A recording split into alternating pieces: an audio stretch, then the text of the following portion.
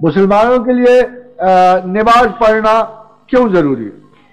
خاتون حضرات، اللہ تعالیٰ نے کیوں ضروری قرار دیا وہ میں بتا دیتا ہوں۔ اٹھنے بیٹھنے کے لیے نہیں کیا، جیسے بہت سارے لوگوں نے اس میں ایکسرسائز نکالی ہوئی ہے، اس کے لیے نہیں کیا۔ ٹھیک ہے، اگر آپ کو 5 وقت اٹھنے سے بیٹھنے سے آپ کے گھٹنوں کا درد دور ہوتا ہو یا زیادہ بڑھتا ہو تو اس میں آپ کی انڈیویجول بات ہے، یہ رول سب پہ اپلائی نہیں ہو۔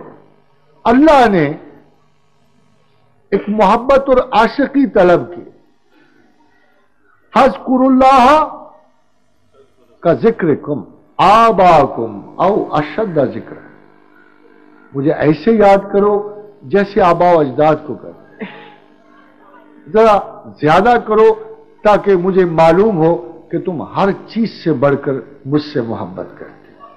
فرمایا اتلو ما اوحی الیک من الکتاب، قرآن کی تلاوت کرو، واقم الصلاۃ، اور نماز قائم کرو، ان الصلاۃ تنہی عن الفحشاء والمنکر، یہ تمہیں فحش اور منکر سے روکے گی، ولا ذکر اللہ اکبر، مگر میری یاد بہت بڑی بات۔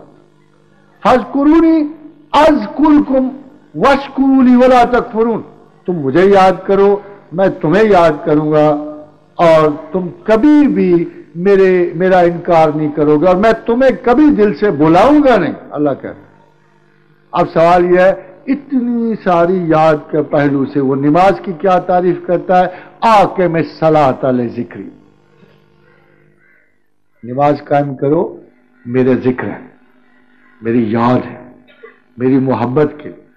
آگے آپ کو ذکر کی باتیں سنائی تو خدا کہتا ہے روٹینز میں نہ جاؤ، جب بھی نماز کی اٹھو تو یہ ضرور سوچو کہ صرف اللہ کے پیار اور محبت کے لیے 5 وقت اللہ کے حضور اس کی یاد کے لیے جانا۔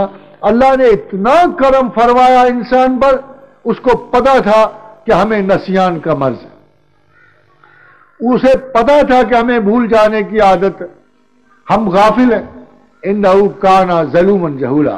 تو جو آپ رحم کی پیچھے بات کر رہے تھے نا، اس رحم میں یہ ہے کہ زبردستی ایک کرینہ دیا کہ یار چلو دل چاہے نہ چاہے 5 وقت جب تم مجھے یاد کرو گے نا تو میں تم سے پھر بھی اتنی ہی محبت کروں گا، جو چاہے تم بغیر سوچے سمجھے پڑھو، چاہے سوچ کے پڑھو، چاہے مجبوراً پڑھو، عذراً پڑھو، میں تمہاری محبت کو قبول کر لوں۔